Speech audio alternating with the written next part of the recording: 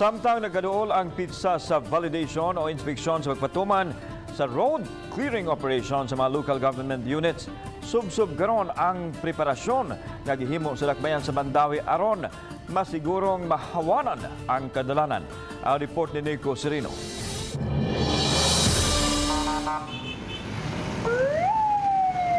Mihimo og initial inspection kaganiha ang taga-DILG ug Mandaue City Enforcement Unit kun maseyo sa mga kadalanan sa Dakbayan. Gitan-aw kun natuman bagihapon ang road clearing mandate o pagsiguro nga hawan ang mga sidewalks.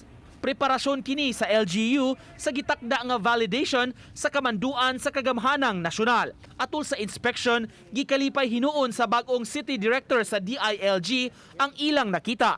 Apan may gamay nga nabantayan nga matud pa angayang tutukan sa syudad. Illegal parking, kanang magkawat-kawat gyud og kanay paliton siguro, no?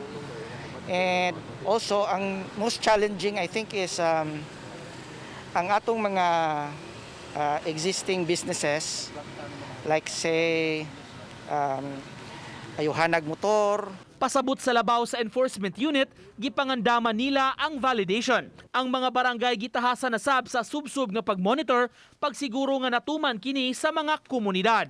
So naagid sila, mapabadlong yun. So muna, padayon lang yun sige may kada adlaw.